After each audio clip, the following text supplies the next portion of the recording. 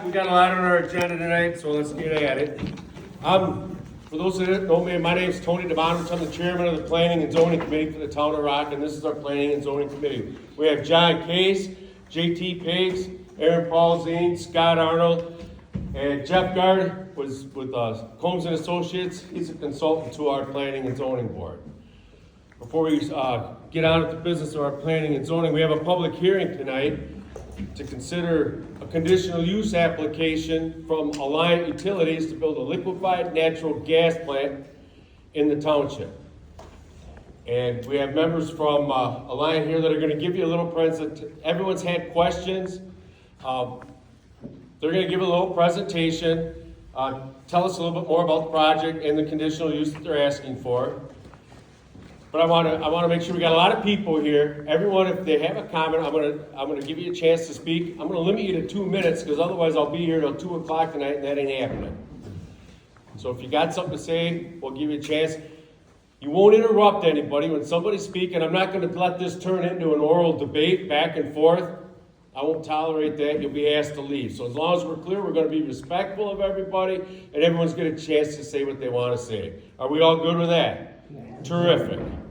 Well, before we do anything, I'll turn it over to the guys from Alliant. Yes, sir? No, that'll be... Yeah, the public hearing. Okay, so I'm going to turn it over to Alliant. If you guys want to give us your little presentation and tell us what you got going on. Yeah. Terrific. Appreciate that. All right, thank you, board. Appreciate that. Thank you, everyone, for coming tonight and having such an interest in what we've got going on with our project. So let me just kind of frame how we'll try to keep it brief. 20 minutes, probably gonna be tough to get it done in less than that. I'm gonna offer some opening remarks on Alliant Energy. Hopefully, most of you are at least familiar with us. Those of you that aren't, a little bit about us, a little bit about what we're active in around the state, a little bit about our interactions with Rock County, and I'm going to hand it over to one of the team members who's been intimate with this project for the last several years. Also give you a little bit of a sense for just how these projects come to be, because otherwise, you wouldn't know unless you show up to a meeting like this and hear one of these types of presentations. So hopefully you'll get most everything that you're looking for from our kind of prepared remarks. If not, of course, as the board mentioned, offer some questions. If you've got comments, this is an opportunity to accept those as well. We've brought in a consultant that's been working with us for the last couple plus years. This is all they do. They make sure that utilities like us are thoughtful about where we site these. We're thoughtful about the configurations and the facilities around them. We'll get into more of those details. And other subject matter experts will chime in on environmental factors and other topics that the community should be interested in. And we're glad that you are. We're glad that we were able to have some time with a number of you over the last couple of weeks during the Public Service Commission open house, which again, I'll get into a little bit more of that detail as well. So that'll be our next 20 minutes or so. So about Alliant Energy, we serve about 500,000 customers around the state. From essentially central to central north Wisconsin, we touch Lake Geneva, and then most everything across the southwest of the state. 500,000 electric customers, 200,000 natural gas customers. For our natural gas operations and how we think about investing into the business, Rock County is the primary area in Wisconsin where those investments go. That's been our track record. That's why we're here today to suggest moving forward with this LNG facility. That's why we'll be back in Rock County over the coming years to reinvest and make sure we're modernizing the system and the grid to ensure reliability for residences, for businesses, for the economic development that has been occurring through Rock County, that'll continue to occur through Rock County. As it relates to just Alliant Energy across our portfolio, gas has become much more meaningful in terms of how we serve our customers. We continue to operate coal. We continue to have plans to operate coal for the next number of years. We've got new renewable projects. Multiple of those projects are here in Rock County, a couple of newer solar projects. We're active with multiple new wind dockets with the commission. So our approach is very balanced, and oftentimes we say it's all of the above. We've got to have a little bit of each of these resources to complement one another, so that as the energy transition continues, we're looking to have a cleaner source of energy for our customers, but it can't be reliant on just renewables. We've got some new battery storage that is in front of the commission. There'll be more behind that. That has a place in the portfolio, as well as the continued operation of coal and the expansion of some of the gas. So why Rock County? I mentioned, we didn't do the math on this, but we were doing desktop analysis, looking across the state for the better part of, for sure, 2, probably going on 3 years. And so assessing where the system can be best supported by a facility like this. You don't just put these anywhere. You need to be in a main interstate of pipelines so that you've got the natural gas available, and the technical team members will talk about, which takes place most of the year with these facilities, is it just slowly fills up the tanks. But you've got to have large pipelines to be able to do that. And Rock County quickly became part of that short list. We've got a Riverside Energy campus, which is our flagship natural gas facility in the state. By far, what I'd offer is the most meaningful producer of electricity in combination with the coal that we can dispatch as needed for all of our customers, for sure in Rock County, and then for the broader state as well. And then, as referenced, and the board has some of these materials, we've expanded what we're doing here in Rock County. I mentioned those couple solar projects. We partner here in Rock County well beyond just new facilities like that. We've retired the Beloit facility. That's been transferred over to Beloit College. We've got our partnership that now has the Beloit Powerhouse. So we look to engage in communities through many different efforts, well beyond just new generating facilities and storage facilities like we're talking about today. Okay, a little bit about the business case. So why have these LNG facilities? First of all, there's 2 that are already operating in the state. They're operating for the utility that's over to the east, Wisconsin Electric Services. And the reason why they already have 2 operating in the state is because Wisconsin generally is a gas-constrained footprint. You've got the lake to the east, you've got the lake to the north, and so you've only got so many different options for pipelines to make their way into the state. So in a simple way to think about it, when you've got restrictions on pipelines, you've got to have more options to be able to store some volume of gas, so that when these gas resources in very challenging system conditions, which are usually weather conditions, aren't able to get enough gas into the state, you can draw from these facilities.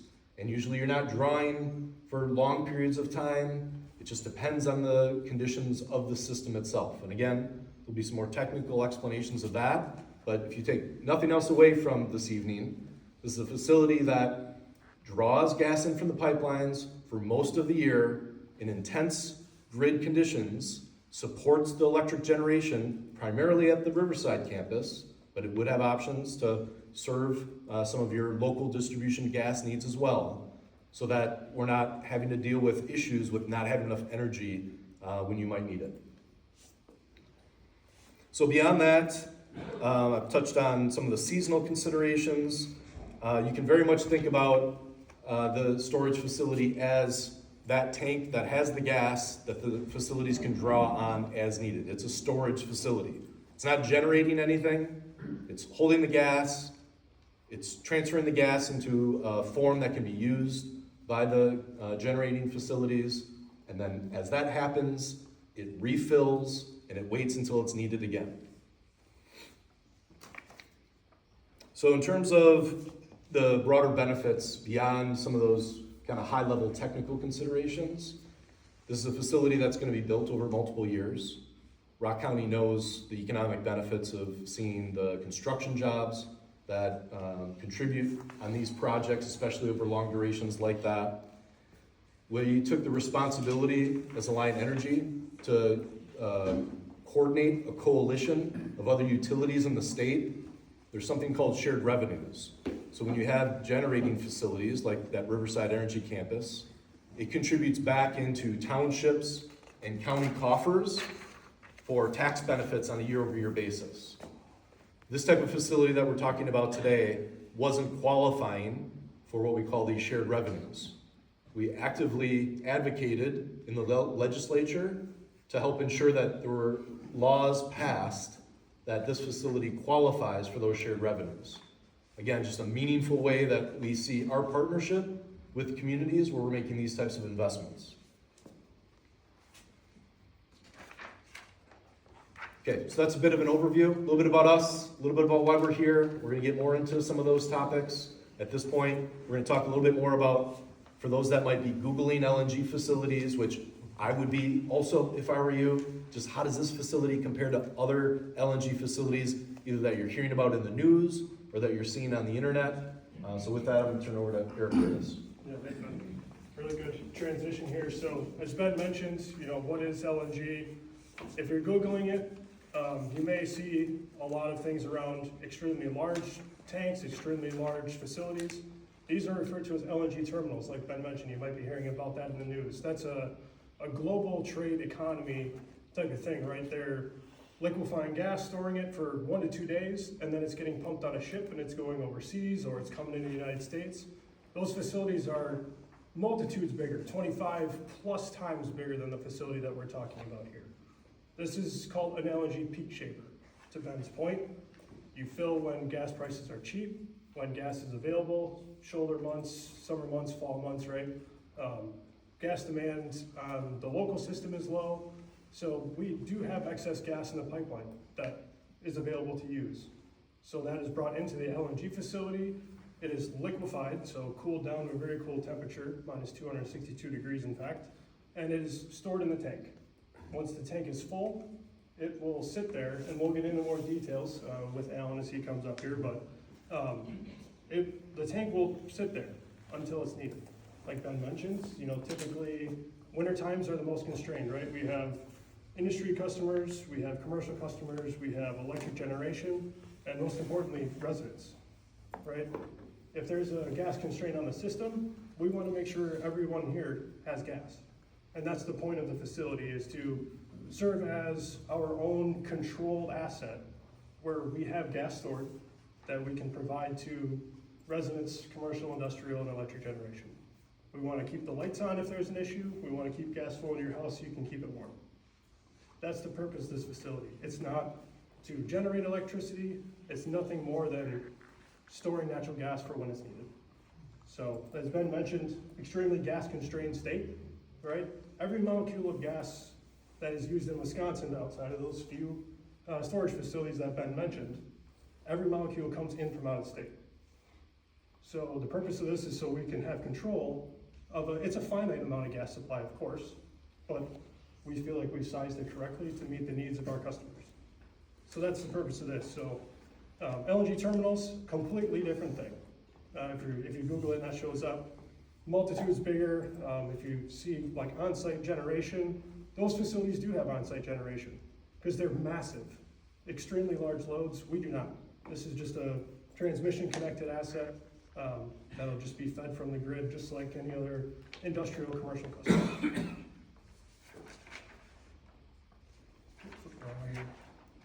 LNG, as Ben mentioned, there's 2 already built in the state. One's like Whitewater, the other one is just north in Exonia. There's also a 3rd being built as well, which is in the Milwaukee downtown along Lake Michigan.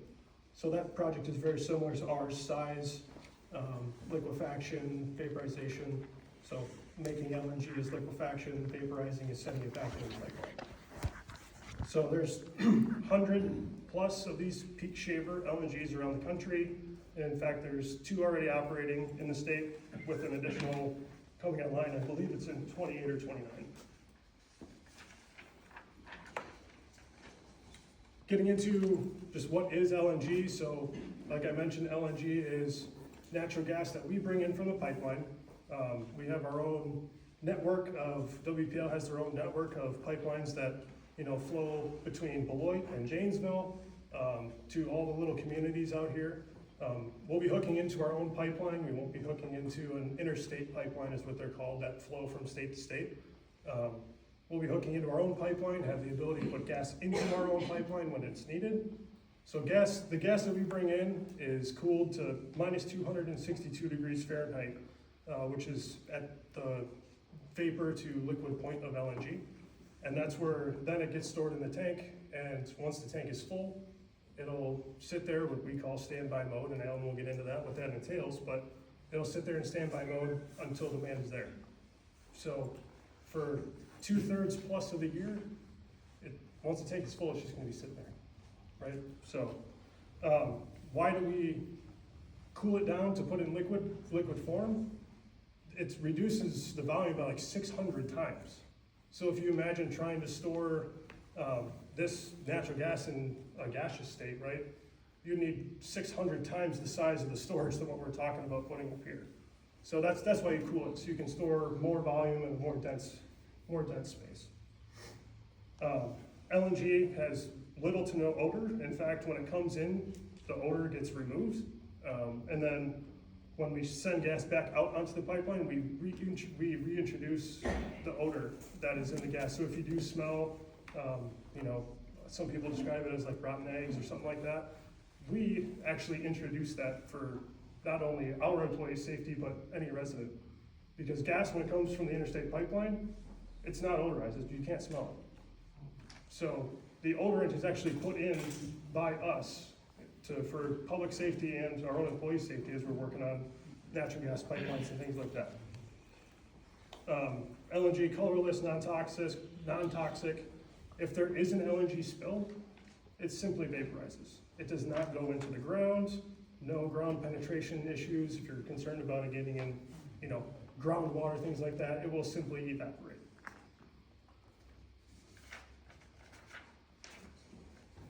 We do have a rendering of the facility. The board does have copies of the facility. Certainly willing to take any questions on the rendering if you guys have them. And I'm going to turn it over to Jeff Hansen for a little environmental discussion. Yeah. Well, I'm Jeff Hansen. I'm the director of our environmental department at Alliant, and just give you a little bit of insight as to our plans here. As board knows through the pictures and all that, this site would be across the street from the power plant down there, and so we're pretty familiar with the area, of course. And so we've looked at this parcel. We've done studies for wetlands, endangered species, cultural resources, things like that. Really, those all came up clean. So there's really nothing there that would kind of get in the way from a construction standpoint or any sort of protected areas that need to be addressed within there. We've also looked at water. Actually, this plant uses very little water, so there isn't much to do from a permitting perspective there. Yeah, they'll have a well, but it'll be primarily for sanitary reasons, bathrooms, sinks, stuff like that. Maybe a little bit of industrial use here and there, but nothing of any substantial needs. Also, we've done permitting for air pollution here at the site as well. There's a few air emission sources. There's a generator. There's a flare that's used during maintenance time. And there's a few other space heaters and some other things that are on site. And we've gone through permitting for that with Wisconsin DNR. And as you may be aware, as been mentioned, there's a lot of activity at the site over the years. And we're looking at putting in some engines there as well.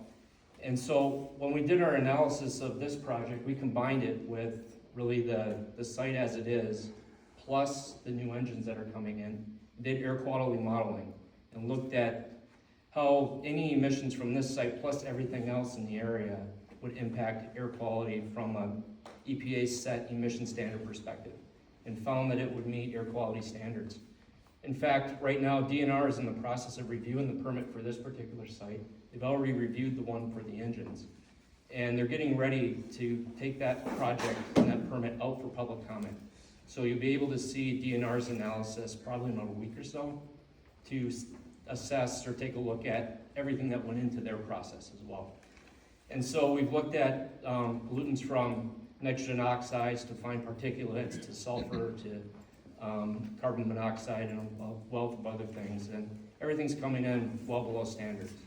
So we expect that DNR will issue us a preliminary determination to approve the project, and then we'll go through that public comment period, and you'll be able to weigh in on their findings there as well. And just, you'll hear a little bit more about safety from Alan here as well, but as far as, like Eric mentioned, spills or whatever, this plant will be equipped with monitoring equipment, basically all over it to detect gas leaks and anything along that line. And really, when natural gas is released, it's pretty heavy. So it's not something that you see it, shooting up into the air or dispersing in wide areas. It pretty much stays by the ground as it breaks apart and just evaporates into the surrounding air. So that's a little bit about the site. Of course, maybe you have some questions, maybe the board does as well. We'll try and get into some of those answers from an environmental perspective as well. And I'll turn it over to Alan, who's our consultant who's been referred to a little bit earlier.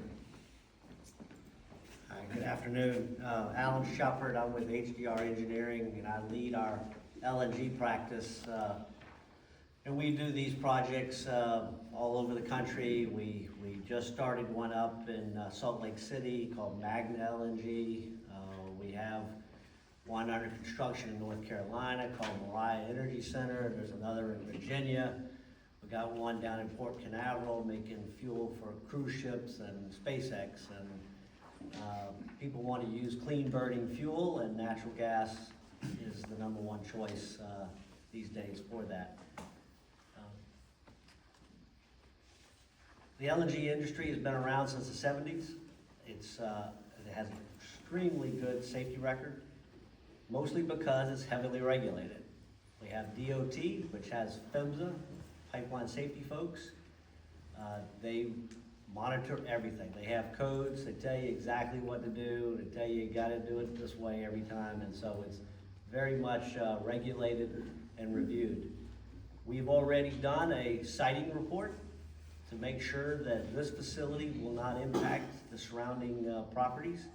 So we look at vapor dispersion, mentioned when you leak cold natural gas, it's a little heavier than air and it will tend to travel, but once it warms up, it evaporates, so we do our vapor dispersion calcs. And we have to make sure that our vapor dispersion will not go across property lines. That's why we're developing 20 acres of the site, but we have 125 acres of property, so we have that distance to the property line to account for that. Same thing for fire. If we were to have a fire, we have to model, and we model all the different locations where that could happen and what that heat flux would be. How hot would it be at the property line, if you will? And we cannot impact our neighbors. It's just not allowed. The Public Service Commission of Wisconsin has already reviewed our siting report. They're due to give a review, comments and whatnot. We hope approval in the next month or so. So they're going through that now.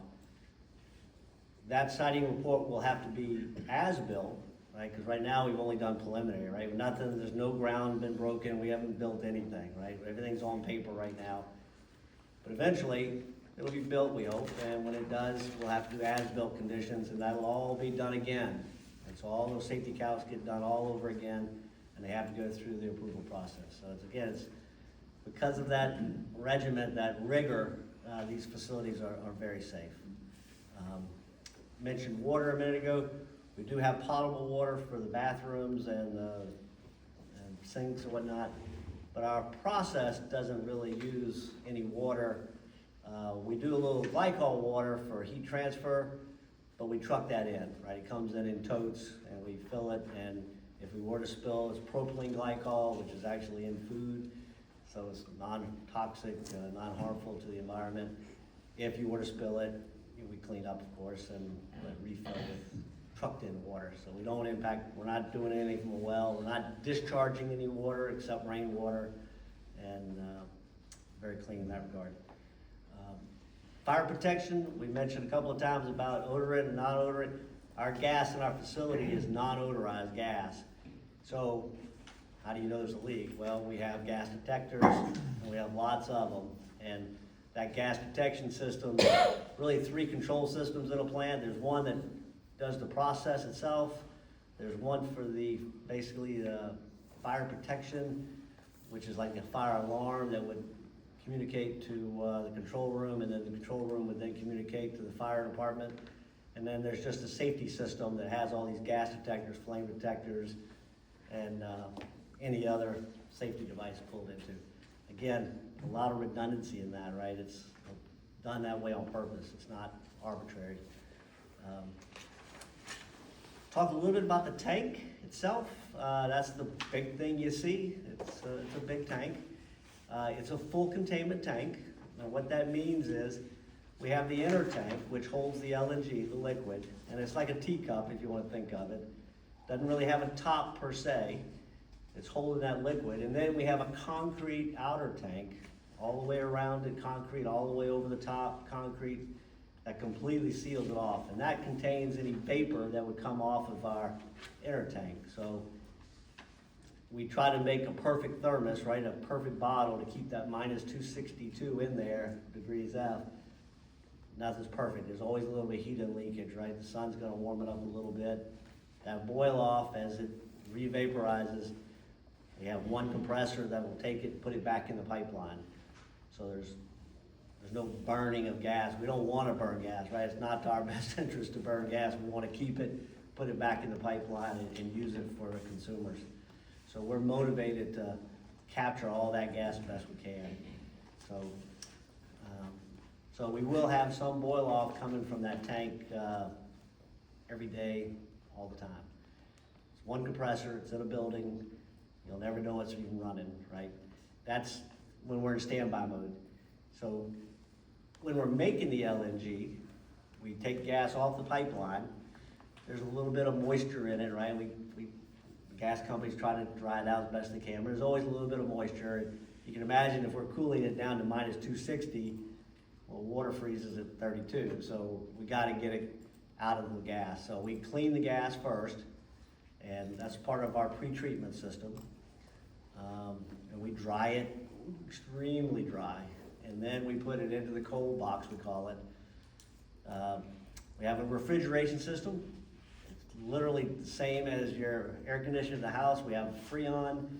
In our case, we use nitrogen, and we just have a refrigeration loop, and it gets it down to minus 262. And when it does, it goes to liquid, and we put the liquid in the tank. It's an extremely simple process. There's no propane or any other gases involved. It's literally nitrogen, which is mostly air, is mostly nitrogen. So it's a very simple process. We make it slowly. It takes us 100 days to fill the tank. So the first time, right, when we first fill it, the very first time, it's gonna take us 100 days to fill it. After that, depending on the winter and how much we actually use that year, maybe we use half the tank. So it would take us 50 days to fill it back up the next year, right? Or maybe it's 2/3 and it's 75 days or whatever it might be. So the first year, we're gonna run the most. After that, we're gonna run something less a year. So it's less than 100 days a year that the process would actually be running. When we want to take the gas out of the tank and put it back in the pipeline, right? The cold storm's coming, everybody's turned on the gas, power plant's running, they're on short supply because it's coming in from outside of the state. They start putting gas back into the pipeline, and all we do is we make hot water. It's about 180 to 200 degrees Fahrenheit. We run it through a shell and tube heat exchanger, so you got LNG on one side and hot water on the other side, and you warm up the LNG. When you do, it turns back to vapor. Take the vapor, push it back into the pipeline, gets used by consumers, power plant, whoever needs the gas. Extremely simple. So we'd only do that when there's the storm. So a week a year, 2 weeks maybe, the most, who knows, right? It depends on the storms and how long they occur. So 100 days, most liquefaction, a few weeks, say, for vaporization. All the rest of the time, it's sitting there waiting to do its thing, right? Waiting on that cold snap and have that demand for gas. That's kind of a highlight of how the systems work. Certainly willing to answer questions or do anything, whatever could be helpful. So I was just gonna wrap this up. probably at time, and then however you want to handle Sure. questions, either from the board or the audience. Appreciate everyone's patience. I just noticed we run a little over 20, so I'll make my closing remarks brief. So just a little bit on schedule, and some of this was already referenced. Just within the last couple of weeks, we've had the public meeting for the Public Service Commission. That's a milestone in that process. Alan mentioned, and Jeff talked about his DNR process with the permitting, the PSCWs, looking to make their final reviews and decisions over the next month to 2 months. And those processes exist for public comment. So please engage if you're interested in that. Should we get a decision to move forward with the project, we usually wait for a lot of our major procurement because these are very capital intensive projects. We want to make sure that we've got local buy-in, permits in hand, commission approvals before we make those major commitments. So that'll be the back end of the year, and then we'd look to start mobilizing on site as soon as possible next year, and we've got a better part of 3-year construction cycle for a project like this. So wanted to make sure schedule was covered. And then just to come back to a few points that were referenced pretty thoroughly here through the remarks from the team. This is investing in the infrastructure to ensure reliability to homes and businesses. I get it, whether it's Alliant Energy or other utilities, we can be seen being involved in a lot of different community activities. Frankly, we see that as a real positive. We want to be embedded in communities. We're a community partner. We're a catalyst for what the communities want to be doing. If you think about that as a continuum, this is on the side of the continuum where the utility just needs to do what utilities do and make sure that we've got the power needed for homes and businesses. So if you got anything else from this presentation, by all means, ask those questions, share those comments. And then this is an investment in facilities and systems with proven track records of safety and reliability. The volume of these facilities that have already been operating, the experience that we have through our partners with them operating here in this type of climate in Wisconsin, our partnership with consultants and firms like Allen's who do nothing but ensure that there's compliance with codes and requirements to ensure safety and reliability. And then there's been a robust Public Service Commission process, which has included meetings like this and meetings that we attended and presented to here over the last couple of weeks. So with that, really appreciate everyone's attendance for sure, and welcome thoughts, questions, comments. All right, normally the way we do a public hearing is whoever's presenting gives their little case, and we hear people that want to speak in favor of it or against it. And then when it comes up at our meeting, the board then goes. I don't want to open a lot of dialogue, but before we get into your opinions and questions, does anyone have any questions on the process itself or their presentation? Not so much your opinion for or against. I mean, as long as I want everyone here to understand exactly what's going on there. So if you have a couple quick questions that these guys can help clear us up on. Yes, ma'am. They never talked about the added light pollution or the noise pollution that might come from this plant.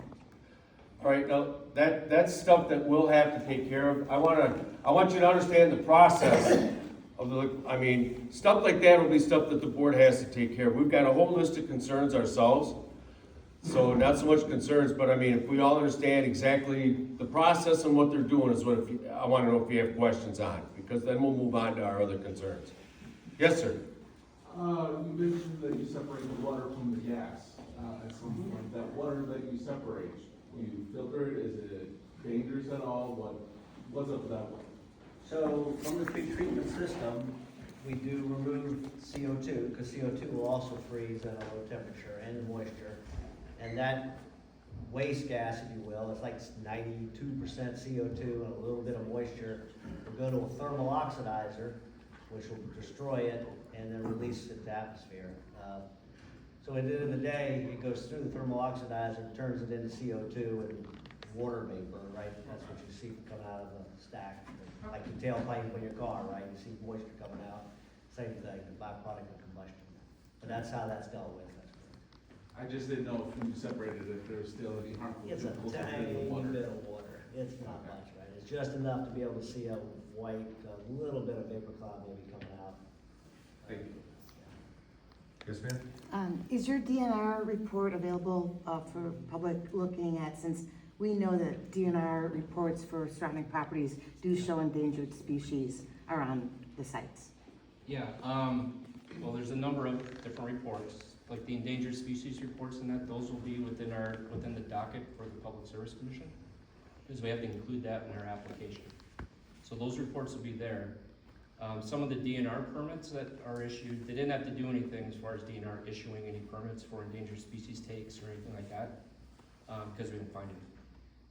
But for air and other media, we didn't need to go through a water permitting process or anything like that because the wells weren't big enough. The air permit application is available on DNR's website right now. And you can see that just by going into their web page.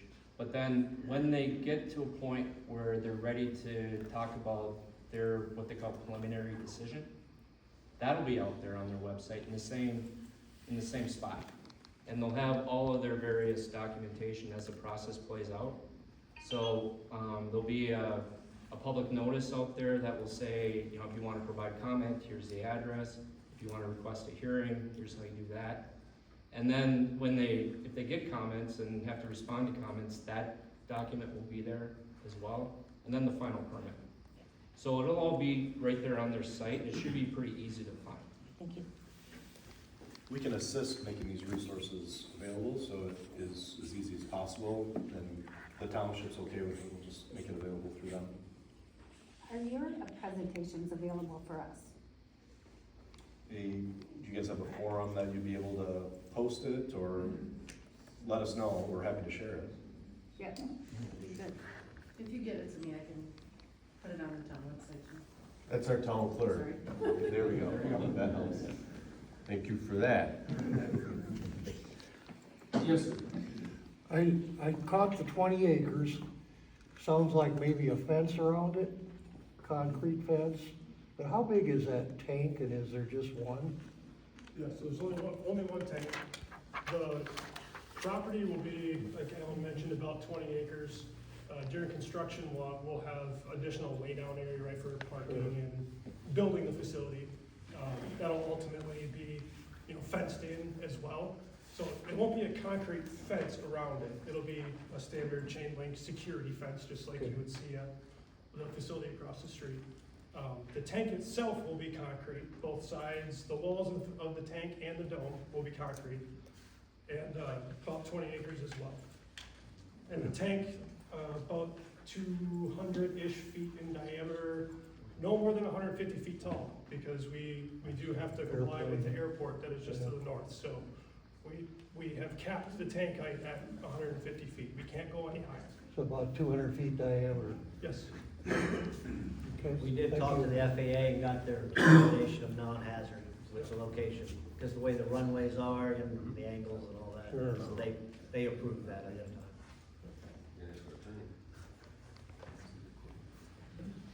Yes, sir. I got two short questions. One, during construction and Town Line Road gets beat to hell, who's gonna pay for that? I'll And tell you what, two- that's the kind of questions that we're gonna go over Okay. with our stuff. I wanted to find out if everyone understands the process and what's All happening. right, so I got A lot a of those second. I got concerns, you. I got you. we've got a lot of them. So in terms of the engines somebody mentioned, how many engines are we talking, and when do those get put in? Are they part of the initial phase or a secondary phase, and what do they do? The one engine I was referring to Okay. is just the backup generator. So in Okay. case the power goes out, the generator will kick on, keep the facility Safe. safe, Okay. you know, and the compressor going, so you keep the temperature of the tank So where it's there's supposed to not be. future additional No, and it's not engines? power generating for the grid or anything like that.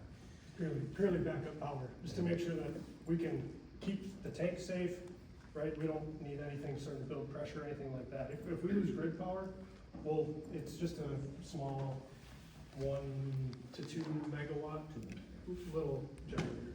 And I just want to be real clear on that question, because there was reference to the air permitting and the modeling that was considering some of the new engines that are going in on what we call Riverside campus. That's a separate and distinct project. What is coming? Those reciprocating engines, yeah, yes, those. So that's, maybe those are getting started installed this year. Yeah, those are going in this year. Those have been through the review process, through the public comment process and all that. I know they've been referred to as 7 new power plants. There's 7 reciprocating engines that are there primarily for grid stability. So can I just ask one more question? No. It's a simple one. Why would we wanna live by it? Would you guys want to, if it was in your neighborhood? I mean, I'm struggling to answer that question myself, cause, you know. No, I think you're asking about the engines, not the. No, I'm talking about the LNG The whole facility. Oh. Would you want that in your backyard? Well, yeah, I mean, all I can tell, Straightforward. of course you're serious about it, and I'm serious about the response. We only cite these and go through the level of rigor that the team's talked about, such that we would have the same comfort if we were in your shoes as we are here speaking to you and presenting to you. So, I apologize, it's not really music. Yes, ma'am. I have a question about the general purpose of that facility and help me understand actually. So you said, and as we I think all know, the LNG that the facility you are planning to put into place is for storage, for capacity in case of need, so you have backup and you can manage that in an economical fashion, right? So then we also know, and you mentioned that earlier, that there are facilities that use this LNG to generate electricity. Is that correct? It's one of the use cases of. One of the use cases, yes, not the one that you described right now. So my question is that something that would be possible later on in that facility then, to add that on, or? On-site I at don't know. on-site at the LNG facility? No. To use your So, service as or a in electricity. the one across the street, would that be possible to, feed that LNG into the one across the street to then increase capacity of electricity production? This LNG storage project isn't to increase capacity of the facilities across the street. Okay. It's simply to have the natural gas available in times of, for instance, I'm just gonna give a quick example. In the winter of 2022, it was actually Christmas Eve. One of the interstate pipelines coming into the state had a mechanical failure and lost over half of its supply into the state, which had cascading effects across the entire state, not just with our utility, but neighboring utilities, right? It was Christmas Eve, it was like sub-zero temperatures, so peak demand is at its peak, and everyone's doing a shuffle of gas, trying to get gas where it needs to be to make sure people are staying warm by Christmas Eve. This facility is the buffer to a situation like that. Yeah. So you're not planning for that use case and energy, generation through LNG? No additional generation. Thank you. Thank you. Sorry, kind of following up on that question. I think what she was kind of trying to drive at is we know of at least 2 proposed data center projects in this county right now. There's going to be increased electricity demand if any of these get built. So I'm kind of wondering, are you planning for that increased demand? How many data centers are you planning to have built? And if this facility isn't currently for generation, could it in the future be used as the first step to increasing generation? Because I think people are worried that we're going to have more plants built in the next few years to satisfy these data centers, and that this is just kind of a first step to enabling that to happen. So could you address those concerns? I can share thoughts as related to those topics. So this project is irrespective of any data center development. So there's a lot of economic development and changes that happen in communities that require us to make investments for reliability and to keep rates economic. This is an example of that type of investment. You have some more general questions as it relates to just how we think about planning for future data center development. What we've offered and how we're interacting with potential data center customers and other large loads, this is not just about data centers, is we don't make those commitments for new generation until we have data centers that have made their way through local processes and they've got the buy-in and necessary support, and they've made commitments commensurate with what we would need to do to then provide the necessary generation to support their high energy use. So that's generally how we're engaging with the data center developments.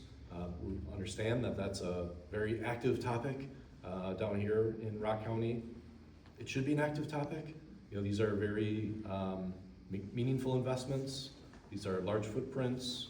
A lot of change gets introduced. We've found that where this is working best in communities is where there's a really thorough local community vetting process. So we understand the questions and concerns, but that's how we're engaging on it at this point. When you talk about construction jobs, are those construction people you're bringing in to do your specialized construction, or using local employment opportunities? Local employment is gonna be a union job, so available to any union local hall, so, yeah, not planning on. I think the team would offer that while some of the equipment is more specialized, I mean, that's fair. The actual installation, a lot of the work that goes on is able to be supported locally. And that's always our first priority. Can I ask a couple questions too? The generating station across the street, I don't care how much natural gas you have available, I can't make the generator bigger. That's a physical thing that has to happen. So, do you understand? So people are worried about if you got more gas, you're gonna start cranking out more electricity. You can't. The generator can only be so big. What capacity are you guys operating at now? Would you happen to know across the street? Abdul? So Abdul's the plant manager at. Do you guys understand my question? Yeah. I don't care, give them all the gas in the world they want. They can't make that generating plant any physically bigger other than what it's capable of doing. So where are we at right My now? name is Abdul Abdi. Thank you for the question. I'm the plant manager for the Riverside plant. Currently, capacity factor is about 70 to 80% capacity factor. Okay, so that's overall pretty output. size. All size-wise, 732 megawatts for West Riverside and then 625 for East Riverside. So you're at like 80% capacity with your power plant right now? Correct. It rarely operates at full. So I don't care if I give you 3 million gallons of gas. It can't operate, it can't crank out any more than it's doing right now. Okay. Yes, sir. Aside from the state regulatory guidelines and permitting system that you have to go through, are there federal guidelines that you must abide by and fulfill? Yeah, so DOT, Department of Transportation, has PHMSA underneath it, right? So PHMSA's, they're federal. They delegate to each state to do their own thing, right? So your Wisconsin Public Service Commission, on behalf of PHMSA, regulates the facility, right? So they're our regulators. So we're interacting with them right now. They're asking questions of the project, and we're answering those questions. Your authority having jurisdiction would be the local fire marshal, who we're meeting with tomorrow, to get all of their requirements or all of their concerns, brought forward, and so we can work with them, right? Because the fire marshal will be step block going through the project with them, right? And same thing with the public service. We'll have, once the project moves forward, there'll be weekly, monthly calls with the regulators to keep them up to date on the project. And then ultimately, once you get done, they'll come and inspect you and make sure you did what you said you were gonna do. And they will give you that operating license, if you will, until they're happy with it. Who is the fire marshal? We're meeting with, Meeting with Jamie, with the fire chief. I'm sorry, who's it? Jamie, Jamie. and I can't remember his last name, starts with an M. It's Minky. Mink, say it? Minky, I think. Yeah. Jeremy Minky. It's Tunnel Delight. It's the Milky. Jeremy Milky. Yeah. I apologize. we're meeting over at the firehouse number 2, tomorrow morning, 9 o'clock. Yeah, and what Alan was saying about PHMSA, Alan mentioned that site safety report that we had to submit to PSCW. That's a PHMSA review document, right? So they make sure that the facility as designed right now is compliant and is safe for the public. That's part of the checklist process that you have to do in order for a project like this to be even considered to be approved. And then as Alan mentioned, if the project is approved and built, then we have to do an as-built of that site safety assessment to make sure what we built is safe, right? Because there are design changes that happen throughout the detailed engineering process. So they make you do an as-built one as well. Is the interstate pipeline that you're looking at drawing the natural gas from, is that already in place at your site, or do you have to build a connection to it? So there will be, it's a half-mile pipeline for us to get back to the Riverside campus. It's our own pipe that we're connecting to, not an interstate pipeline. Okay. Yeah, the interstate pipeline's, I don't want to misquote miles away, but it's 10 to 20 miles away outside here. What's the size of that pipeline coming in here? 16 2 or inch. 3 of them? 16-inch, one pipe for this project. And Half mile long. Where does it come from? Just across the street. Yeah, our interconnection to the interstate pipeline is on the other side of the river, on the east side of the river. From the LNG facility to the pipe that it's going to draw gas from. Yep. Just across the street. Yes, And yeah. where does that come, and where is that gas coming from? Town line and J on the east side of the Rock River.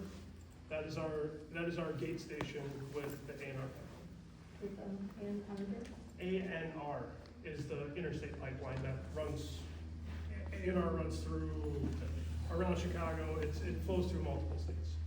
It's the name of That's the gas coming into the state. And then who does this serve? What, is it just Rock County, or is it Dane? What county, who is your customer? So our local distribution network here, the main service is Janesville, Beloit, and all the surrounding communities that we have near, our own pipes going to. So did something change that you needed to put this here? Yeah, no. There have been changes, yeah, and it's a topic, that we just touched on in the presentation, so I'm glad it gives us a chance to come back to it. I talked about our portfolio and how that's been changing quite a bit, a lot of additional renewables, adding some battery storage. There's, end of life of coal at some point.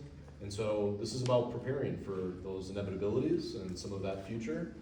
That's not just us. That's a lot of other utilities, certainly up through the Midwest. And as Eric was mentioning, these pipelines are supplying gas nationally, frankly, but as you can imagine, it happens local, it happens regional. And as there's more demand on those pipelines, that requires pipeline expansions. So that's part of the change that takes place. And then, our general view is that you're having more grid intense events, sometimes weather-induced, sometimes grid-induced, and those are creating constraints on those pipelines that at times, and Eric gave the example of that Christmas Eve, that wasn't all that long ago, that we're seeing enough of those events that we very much believe it's appropriate to take measures to have backup and storage available to be able to support the energy needs both locally and beyond through a facility like this. Are there any other LNG plants in Wisconsin? 2 other operating and 1 other open docket with the commission that's being proposed similar to ours. Not just with Alliant, but with other? Those are all with another utility. Okay. Is there always going to be natural gas, or will it ever run out? I think we should always expect there will be natural gas. But you can't build a gas stove in New York City. Yes, sir. You say you got the concrete silo that encompasses everything. What is that vapor gas in there? Is that slightly under pressure so that you don't ever get oxygen? 1 PSI. Pardon? 1 PSI. Okay, just sort of curious, okay. Yeah, we're not like really pumping the pressure in there. It's stored at close to atmospheric as we can. Well, as long as you have a positive pressure, then you don't have oxygen and you wouldn't have explosion, okay? There's literally a section in the code that tells us we cannot go below vacuum, right? We cannot have vacuum conditions, so we have to design a lot around that, because 1 PSI is not much, but it's 1, it's not 0, so we got some, but to manage that 1. Let's say too, we do have the pumps that pump the LNG out in the tanks, we have no bottom penetrations. So everything's coming out the top, so there's no, no opportunity there for a nozzle to break or have a leaking flange, anything like that. It's very safe in that regard. Will this facility have lightning strike protection? Yes, ma'am, we have, Because lightning protection. I've lived in this area for over 40 years, and I know we have lightning strikes. Yes. And you got some kind of protection for that? Yeah. And then the other thing is do you have a redundant system for your cooling system? If something fails and your cooling system fails, what's gonna keep it cold if your generator doesn't start? So, I'll just clear up the question. Because you have to keep that at minus 260 degrees. Yes, so the LNG gets cooled down to minus Right. 260. At your facility. Correct, yep. From that point, it's then put into the tank. Right. The tank itself is insulated to a point where, to the best of our ability, it's insulated, right? You have the inner tank, which holds the LNG, then you have insulation, and then you have the concrete tank, right? So there's multiple feet of insulation. And you're bottom, cooling top. it down to that 260 Correct. degrees. There is no cooling inside the tank. Right. So you're cooling it before it gets there, Yes. but you're saying that container's gonna keep it cold, but I'm saying what happens if your method of cooling fails? How are you gonna, if that containment system warms up, or the piping going to it warms up, we could have a situation, I hear a lot about all this other stuff, but I lived in that subdivision right next door, and the safety part of it is my big concern. The other thing is, I should say is, I worked on a natural gas crew as a tapper for Alliant Energy for 26 years. So I do know the properties of natural gas, how it works, and I have seen things happen. yeah, I'm sure Okay, you have. so that's why one of my concerns that I would have for all my neighbors here, I wanna hear some safety stuff. And I don't wanna hear that it was on paper, I don't wanna hear you did it on a computer. I would wanna know, and I would want my board members to know exactly what your safety protocols are and what you intend to do if something happens. Do you want to take So that? I can talk a little bit about the LNG. Once we put it in the tank, we don't make any more cold. Once we put it in the tank, it's in the tank. As it warms up, it flashes off. And when it does, it turns into vapor, and we send that vapor back to the pipeline. So if we just put the tank, fill it up, and let it sit for a year, the boil-off rate, we'd have about 25% less a year So later. you're saying you're operating a loop system? In some regards, we take that vapor off and we send it to the pipeline. And so, once we fill the tank, the level just slowly drops because it's slowly vaporizing off. And so we're never making more cold. Once it's cold, it stays in there, but we take that vapor away. And so, you're right, in that once we fill it up, we come back 6 months later and need to use it, it's gonna have 90% in there, right? Not gonna be 100%, it'll be some level less. So we do manage that pressure it's only 1 PSI. And so we have redundant boil-off gas compressors. So we have one, then we have a spare. Okay. We have backup power, we have the generator we spoke about. In case power goes out, we got a generator. More than one. We got 2 generators. You need more We than got backup generator for Yeah. backup generator, then Yeah. bring power to the 2 redundant. If all of that were to go, we do have a vent on the tank that would just release natural gas out the top, and then That's not odorized. that's not odorized, you would never know it. It's 150 feet in the air and it would just go. There's also relief valves on the tank itself that if everything failed, they would just relieve and protect the tank, so the tank wouldn't fail. And all these people that are gonna operate these are all operator qualified? Yes, there's 24 hours, 7 days a week, 365, there's always somebody there. Because I had to take between 50 and 100 tests a year in order to operate natural gas. So that would be my other thing. You got So- people that are gonna know what they're doing there and. So you were a 192 operator, because you worked on the 192 pipelines, most likely, and then this is 193, part 193, which is similar to what the pipeline folks do. Same quals, Because I it's worked just on you have the distribution cryogenic part lines, of it. Yeah, up to 12 inch. We worked up to 12 inch. and I was attached with her. So, for the whole southern Wisconsin, and we made a couple trips to Iowa.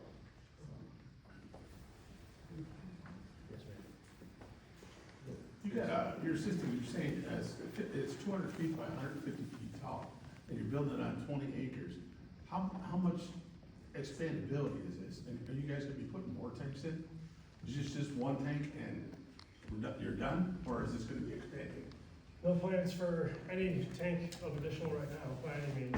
Can it expand? I mean, where you're at? I mean, is that something has potential, or the tanks can't be as close to the other tanks? We'd have to go through that whole entire siting process all over again if we wanted to add another tank to make sure, again, the vapor stays on our property, the heat stays on our property.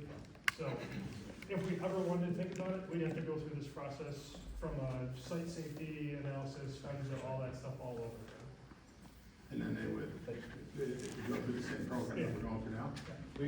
We got a lot of that we have to go over. Are there any other questions on the process itself? On what they're doing? Yes, ma'am. One tank is going to be built on how many acres? I believe they said they got a 100-acre parcel, and their facility is gonna take up 20 acres. So they could potentially put 5 tanks out there. No. They gotta have a certain area that you guys are worried about, you know, spill retention and stuff like that. They've got that covered, but that's something I think more that this board has to go over. I'm more concerned right now over time, and if we understand the process, what's going on. All right, because now if everyone understands the process, I'll give you a chance to speak in favor of it or against it. I'm gonna ask that you limit yourself to 2 minutes, and I'll just, I think I heard from a lot of you right now, but if anyone would like to speak, yes, ma'am. I do want to ask, if hypothetically there's a leak in this facility and it's near people's homes, what are the steps that they will take to actually make sure that this community is safe? Because I know the vapors can cause asphyxiation from inhaling. So we go to great lengths to model everything, right? So that's on paper, right? But there's a lot of testing behind it, right? These facilities have been in service since the 70s, right? So they've seen a lot of things over the years, right? So there's a lot of actual data behind it, right? But we go to tremendous lengths to put the facility right in the middle so it's as far away from the property lines as we can possibly be. That's why we're using 20 on 100, 25 acres, I think. So we have gas detection. We have emergency shutdown. There's a big red mushroom looking button, and if somebody hits that, the whole place goes shut, right? The pipeline shuts on the inlet. If there's a fire, the pipeline shuts.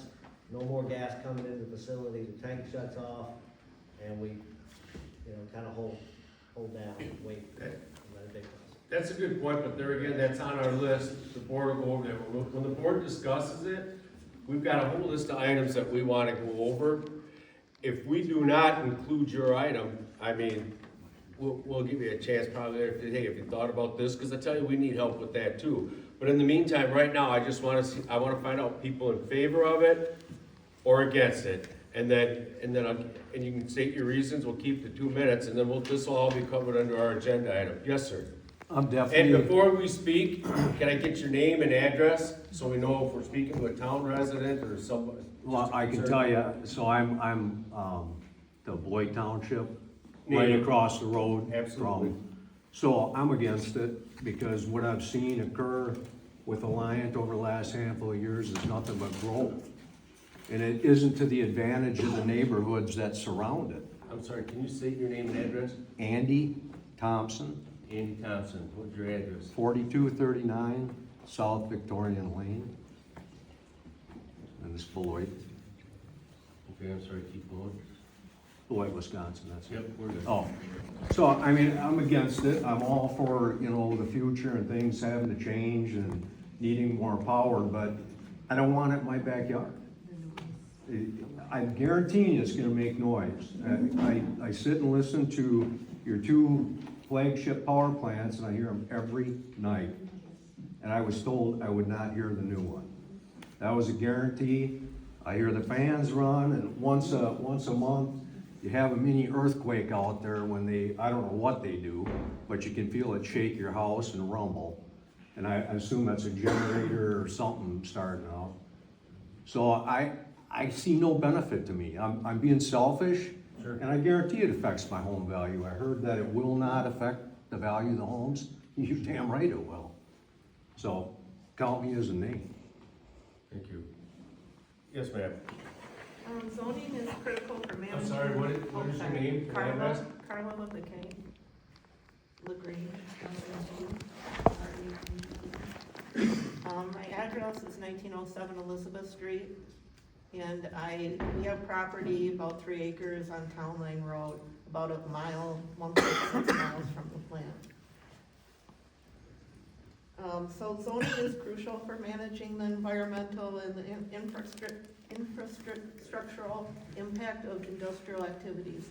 The focus needs to be on ensuring that such industrial activities do not negatively impact and affect health and quality of life of nearby residents, and that complies with broader environmental protection laws. Strict zoning regulations need to include specific standards for noise, emissions, waste to protect us, the residents, and the environment. It will seem that grouping heavier industries in specific areas can better control noise, traffic pollution. However, we currently have residential properties nearby. We already have a large industrial park that is already there that is having ongoing negative impact on those residents. What is currently there is not holding up to their end of the bargain, with one example being the noise pollution. Questions to ask, is the area equipped to handle such demands? It needs strict zoning regulations to include specific standards for noise, emissions, waste, and safety to protect us, the residents, and environment.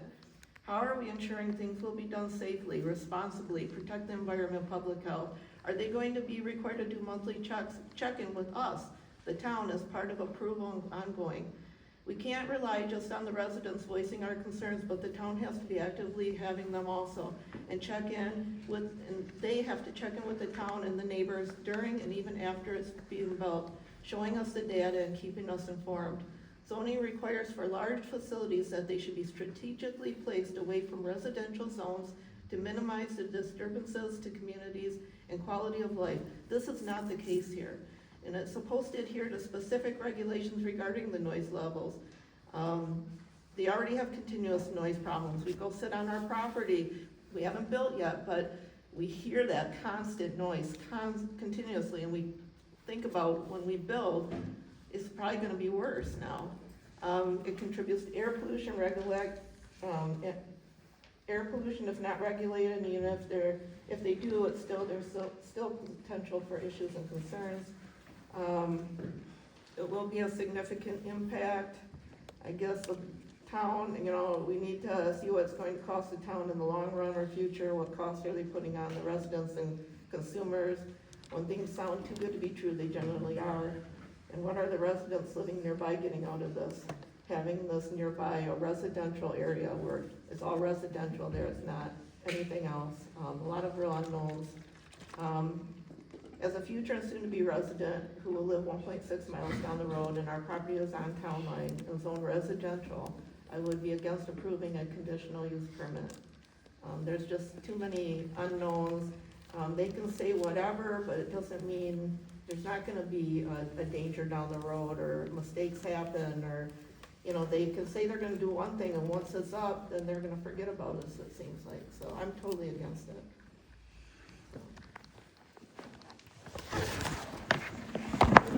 My name is Yusuf Adamo from 1762 Beloit, Wisconsin. Sorry, can you say your name and address? Yusuf Adama, 1762 Beloit, Wisconsin. I'm against the proposal. I think you have referenced, I'm assuming, is it Elmgrove or Oak Creek LNG?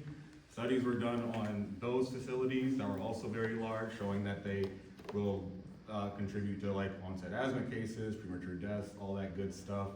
I know that there's like a cost-benefit analysis that is made when projects like this happen, and I think it's a little bit abhorrent that like we understand tangibly that this will lead to loss of life and discomfort in other people's lives, increased hospital concerns that will outweigh for many people that might benefit from the increased demand will also have to do increased hospital visits and whatnot.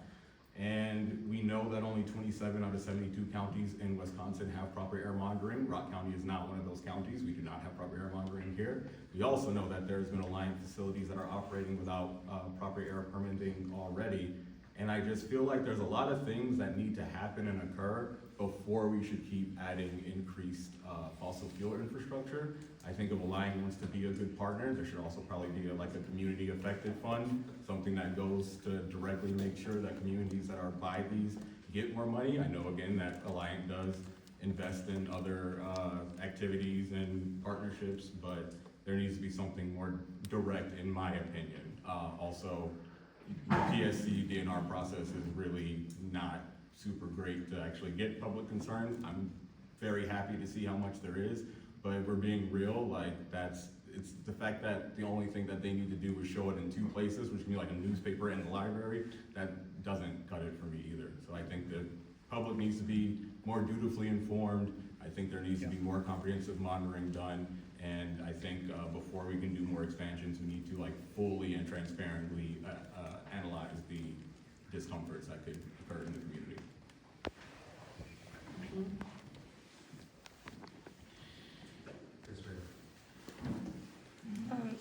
So thank you. My name is Dr. Brittany Keys. I am a resident of the city of Beloit.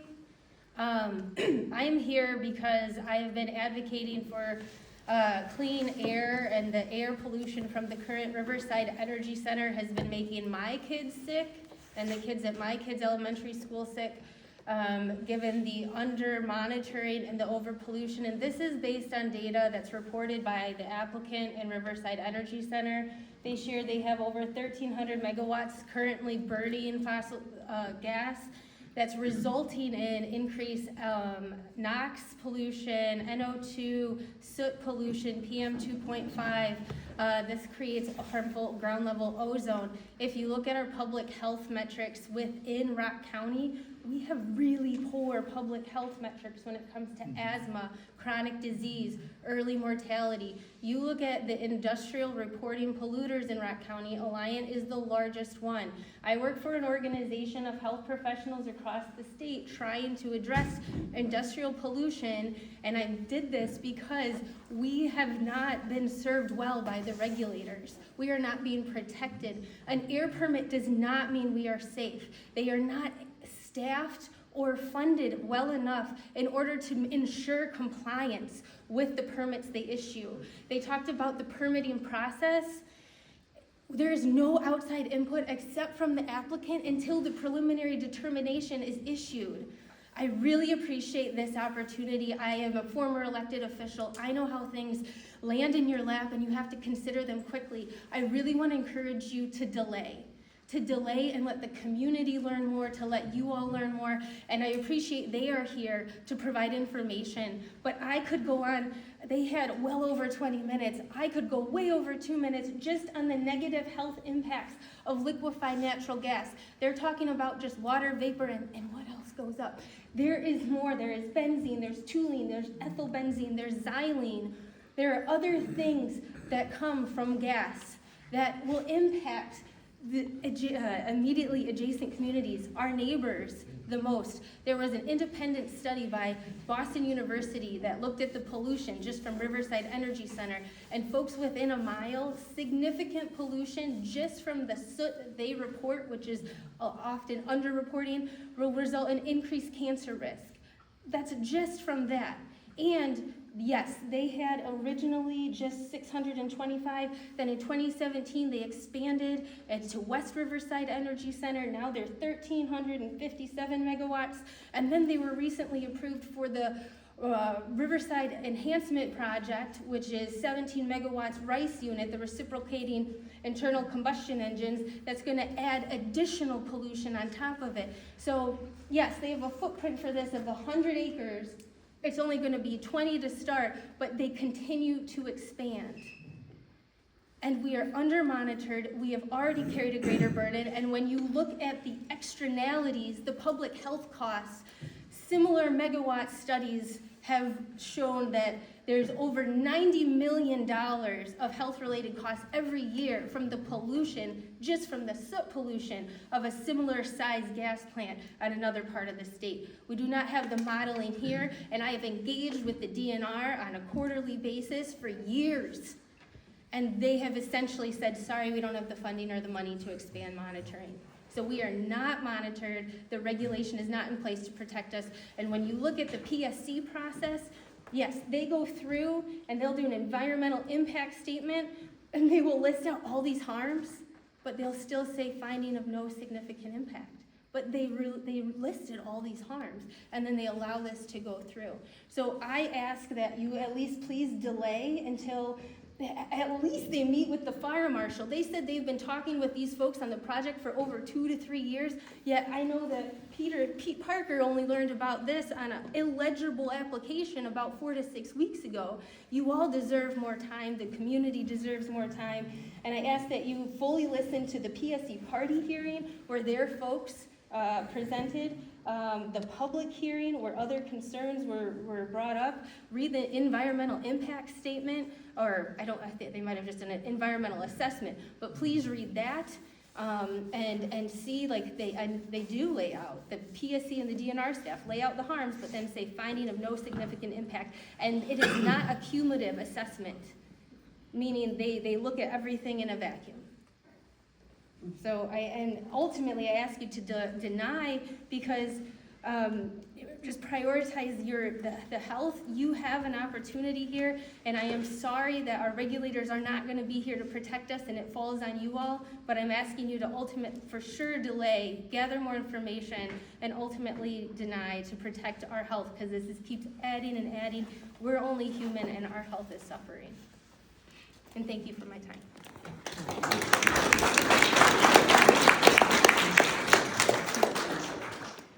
Shelley Stroman, 6555 South Dakota Drive, Town of Brock. Or was that 60 what? 6555. I've been a resident for 9.5 years. We built our dream home, which is slowly turning into a nightmare. We have lived with the growth of Alliant Energy over the last 9.5 years. We live with the noise pollution, the light pollution. My driveway faces your building, so it's like daylight in the middle of the night. So I do appreciate you guys showing up here tonight. So some of what I'm gonna say is based off the fact that there was no information prior to this. But our community is deeply opposed to zoning change and permitting the required to build that LNG processing and storage facility in the town of Brock, especially in the middle of our neighborhood and among our families. I have a 2-year-old granddaughter that lives with me, and her health, wellness, and safety is my top priority. There's an overwhelming feeling throughout this community of being unheard, left out, and completely cut off from this process. We're talking about a massive industrial facility being proposed in our backyard, literally my front yard, 1/2 mile from where I live. And yet residents don't even have enough basic information to feel informed, respected, or feel included. This is not how this should work. If this project is truly necessary and it's truly for the betterment of this community, then Alliant should be doing everything possible to prove that. They should be providing clear information, answering questions, and engaging directly with the people who will be impacted most. The burden of effort and proof should be on them and not on the residents trying to chase down answers. What we heard at the PSC hearing only made it more concerning.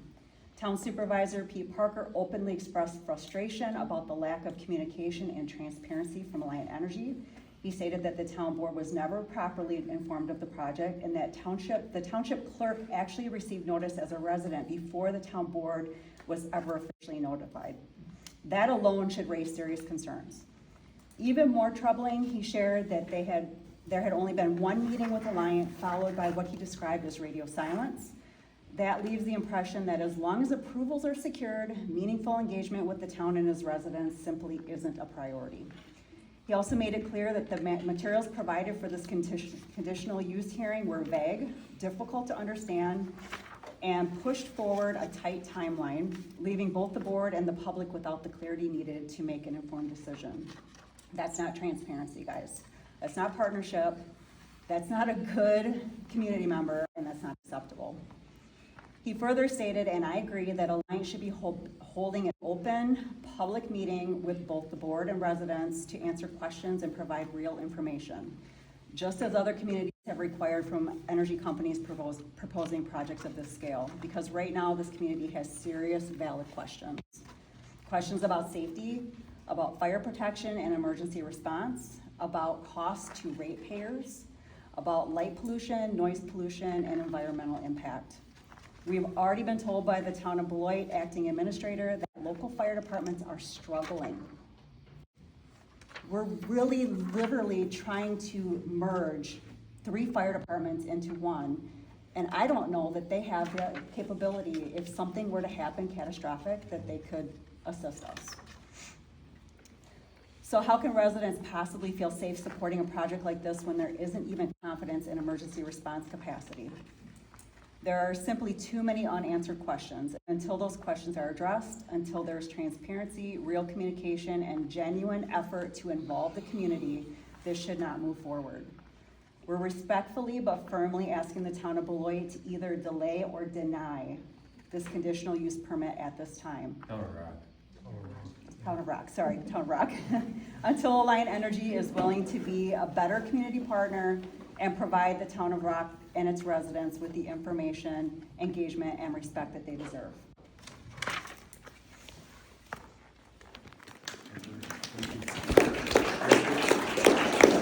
Hi, my name's Patrick Ledoux. I live in Beloit, Wisconsin. The thing that's concerning, and I'm totally against this, you guys send a bill out. Why couldn't you send some type of literature out for everybody to get something? We all get bills. There is people in the world don't even know nothing about this. I'm just confused. I mean, there was a question asked, do you live there? I don't live across the street, but do you live across the street from this? Do you live close by? Are you worried about air quality? Do you have grandchildren? I have a grandchild. Guess what? I live probably about 10 miles away. I want my grandson to live. I want the lady next door that might have a baby in her. I want her to live. It's sad. There's no friendship here.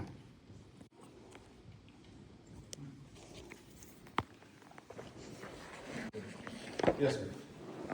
So I would sit there and my vote is more for a delay in any approval. Who am I speaking with? Oh, sorry, my name is Stephen Helsel. I live at 3411 WBR Town Line Road. We live right down from Alliant. I just feel that there isn't enough information here.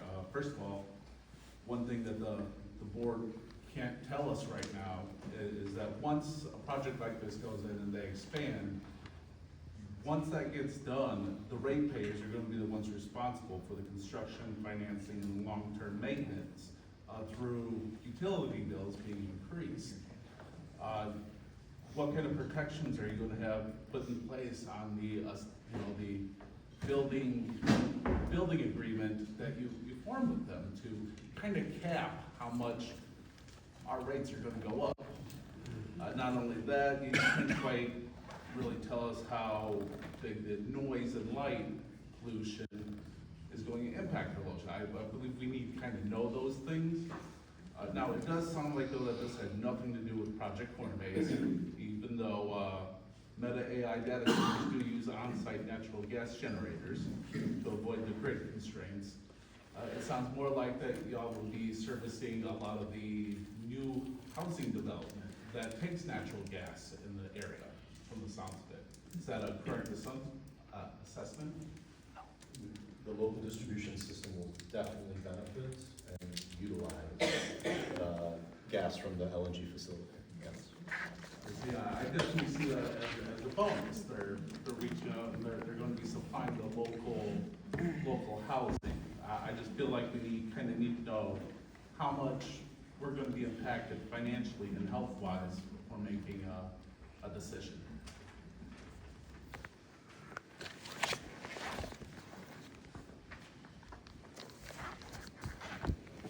Yes, sir. Ryan Schoenfeld, 4243 Newman Road.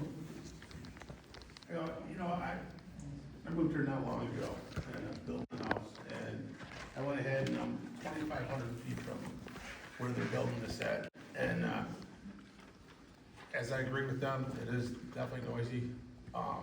We're at that point that they're running at 80%. I understand that we're not talking about the data centers, the possibility of it, but if they're running at 80%, they only got so much, natural gas. And they're saying that they're going ahead and, I asked about the expansion earlier, because if they do put something like that in, they're gonna have to go ahead and feed that.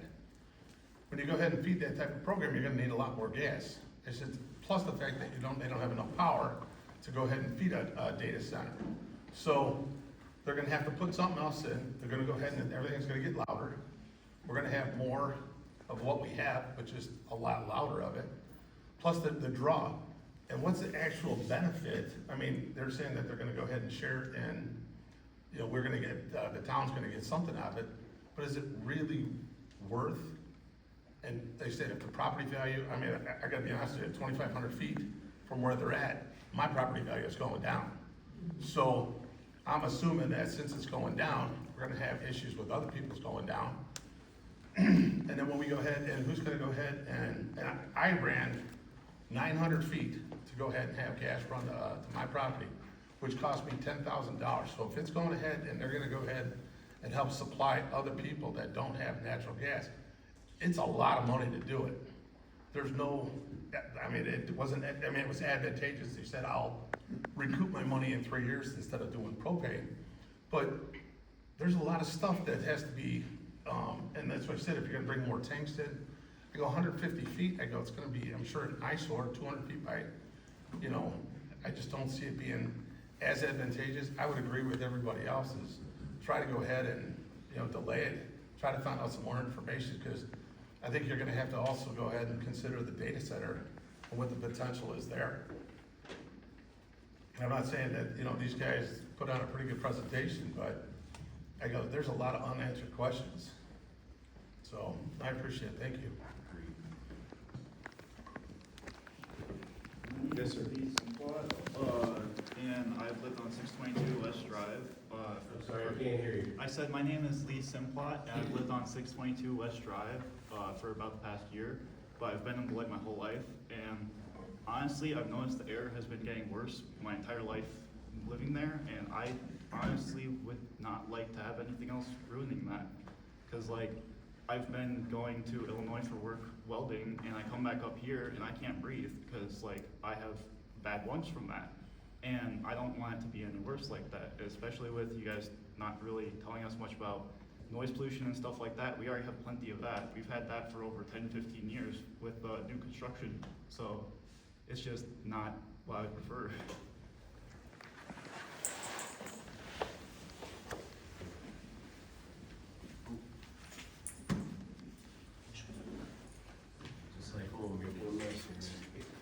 Thank you. Can I have like 20 seconds? Yep. Okay, I so. don't think that's possible. Well, touche, okay. You're not wrong. I'll give you my 2 minutes. Go ahead. Okay, thank you. Well, I just briefly want to answer as far as what this will cost. That's up to the Public Service Commission as far as how these costs are recouped. And currently, Alliant goes to them for rate increases, which we've all been feeling. This project has a price tag of over $500 million. So this is over 500 million price tag, plus the guaranteed 9.8% return for their shareholders over the lifetime of the project. They're a legal monopoly that serves their shareholders. Yes, they're a public utility, but the ratepayers will pay for this project over the lifetime, and we will see that in future rate cases, and so energy rate increases. So when we're looking at like what this is going to cost us, this will be spread over all all the service area, but we will be paying for it plus their shareholder returns. Also, I encourage everyone to look at their recent financials. Their final quarter 2025 did report record-breaking earnings, and they have worked in the projections associated with data centers coming too, and they also are involved with aggregating land such as in Beaver Dam to get Meta to come because they are a new large user. It is all connected, and we do pay for it. Yes, sir. Pete Parker, 233 Hanover Road. I just have a question. Seems like a lot of issues are coming up with the air quality and there's no monitoring. Why doesn't Alliant Energy volunteer to pay for air monitoring in this county then? If that's a big concern with everybody. I don't know what it costs, DNR can't afford it, but could Alliant make something to DNR to pay for it? It's about $120,000 upfront cost for a regulatory air monitor plus the cost of a scientist. So, I mean, it is. That was a question for them. Sorry. Yeah. That way, this system doesn't work that way. You just buy the monitor, sure, and put it up. But you have to collect the data, you have to have it analyzed, you have to put it into DNR system, but then you have bureaucratic processes that get in the way. You can't give the DNR a grant. No, they can't accept it.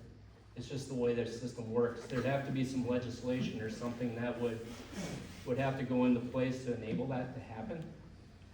And the mechanisms just aren't there. Hear a lot of people's concerns. Maybe, but you collect it. Right, but you need to also think about the data and what it's really telling you. Some of the pollutants you may be collecting information on are regional and are not released in the near proximity. Fine particulate is one of them. Heavier particulate, sure, but fine particulate could be traveling from the Chicago area, it could be coming from St. Louis, like ozone. So, I mean, there's a number of protocols that DNR goes through, and that's just, we've talked to them a number of times, and that's just where they are right now.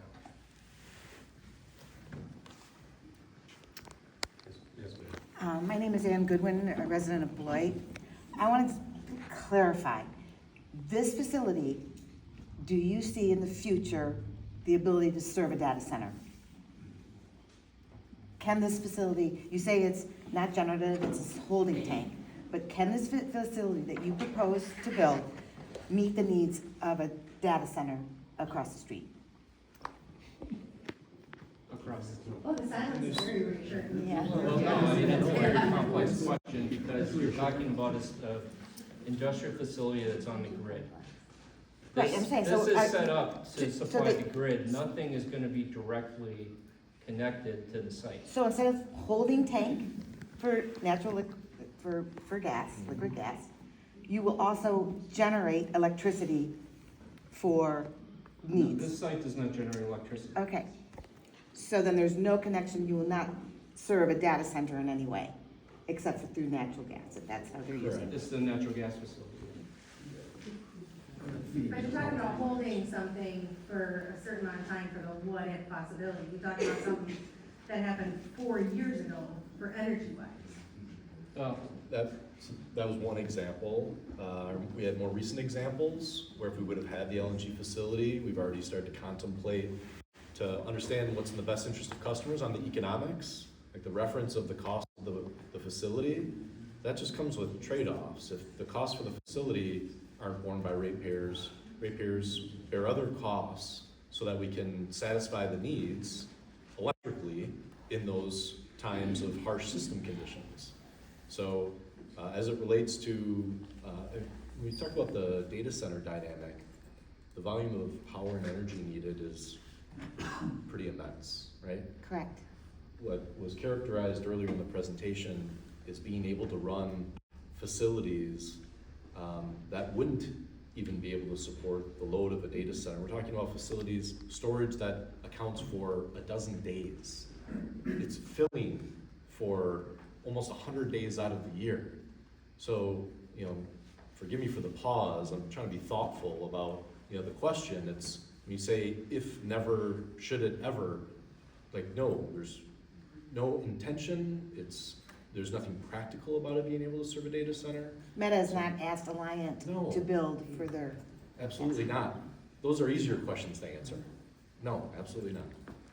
So have you presented to the board a need proposal that has verifiable facts as to when there was so much of a demand for energy and Alliant did not have that, and that's why we're doing this? And to my original question, what is the need? Because you only quoted one time in 2022 that there was a significant need. I think the board should be expecting some type of, That's a very reasonable expectation. Yes. All of that's built into the docket with the Public Service Commission. They are the ones that's their criteria for authorizing the spend associated to the project. public service, meaning Commission. something that is government. Yep, yes, there's a Public Service Commission of Wisconsin, and we have a requirement to put a business case or a need case in front of them in order for them to authorize spend above certain thresholds. This facility far exceeds, those thresholds. We go to them on much smaller projects than this. So again, that information is available to the public. It's been available to the public. We're happy to make those resources available. We're happy to share and speak to the details that are provided in the docket. This team that's available here to you tonight is the team that's been speaking with the commission, that's been testifying to the commission at meetings. So we're happy to go through those things. It's just that the timing is very suspect.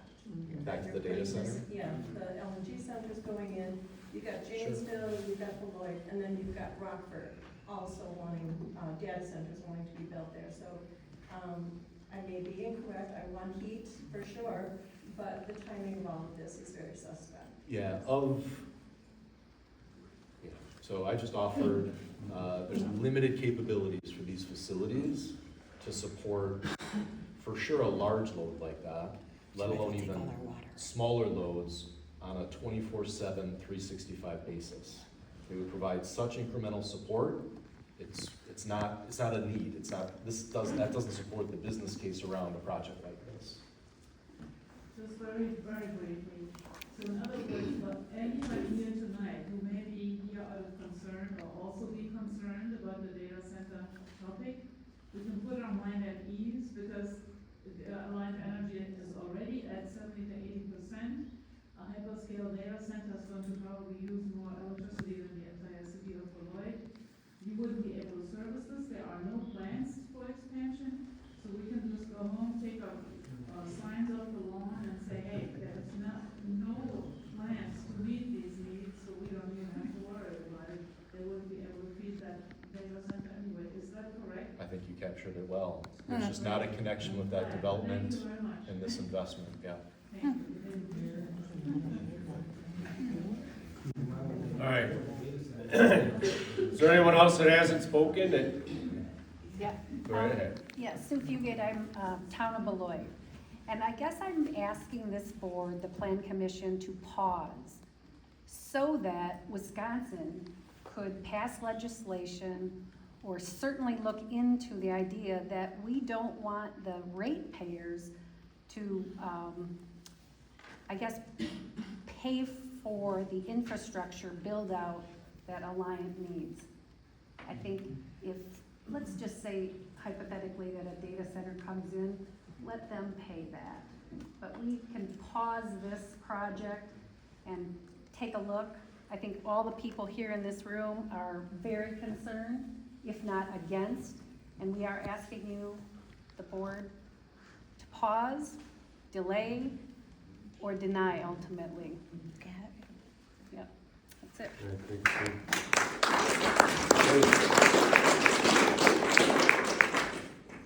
Yes, sir.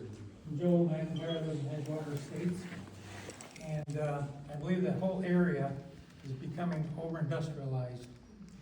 When I built out there 29 years ago, we had one power plant to deal with, and it was a catastrophe at the time. I remember transformers blowing up and everything else.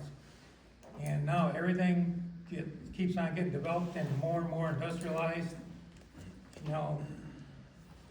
complexes out there than what I originally bought in for. And the property values are going down because of all of this. They got a 2 million gallon sludge tank that's got fertilizer in it out there. If that ever has a leak, who knows what's gonna happen. Our groundwater's already polluted with nitrates. We have to have reverse osmosis systems put in order to drink the water. So This needs to stop somewhere. And I think it needs to stop here. I have one more question. Nope, Sue, we're already running way late. Everyone had a chance to speak that asked. Anyone else didn't get a chance to speak that would like to say something? Can I ask the board a question? Right What ahead. is your process from here Yes. to the next Perfect. meeting? All right, now that everyone's had a chance to speak, I'll explain that in a minute. Everyone's had a chance to speak, so I'm gonna close this public hearing. We're done with the public hearing. Now, the way that happens, now it comes up as our agenda item, and then we'll take everything into consideration, and we move on from here. And the board will have questions for these fellows or whatever, and we have to deal with that at our town level at this point. So do you guys already have questions made up, or? Yes, well, listen, we wrote down a lot of. were answered, I know. But Yep, and then we're gonna seek, whatever more we have, we'll deal with these guys and then we act on behalf of the township. All right. So will there be another opportunity to have a discussion before you decide, or?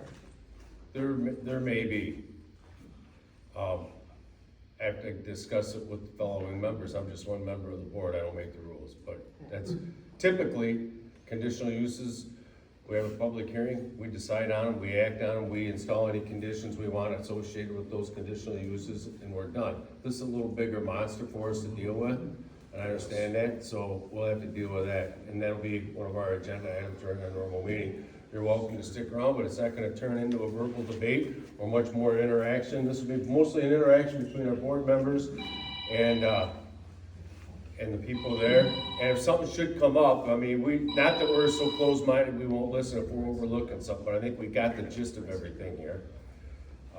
So that's with the public hearing closed, I'm gonna call the Rock Township Planning and Zoning meeting to order.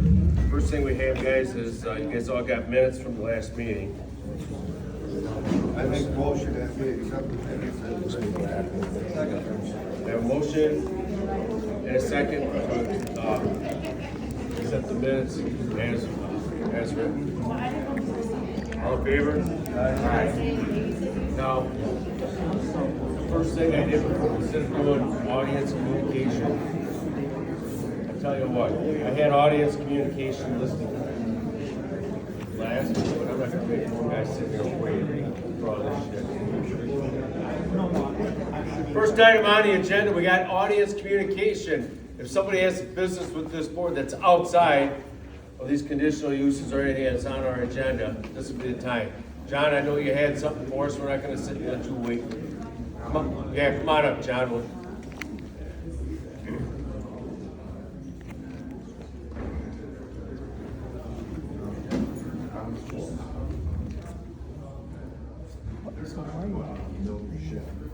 Yep. Answer, why did they send stuff out to everybody's mailbox? Why did they answer that? That's what I'm gonna ask them again. Why did you send it? Why did you mail it? Why didn't you send it out? So this is kind of like a rock layout. Sure. We can make adjustments. I think there's a I know I'm a time. little bit over the rules. I kind of highlighted what I thought you guys thought was important. And what we're actually doing, and that's one of the agenda items we got, dealing with overhangs. He lives out in Fort Road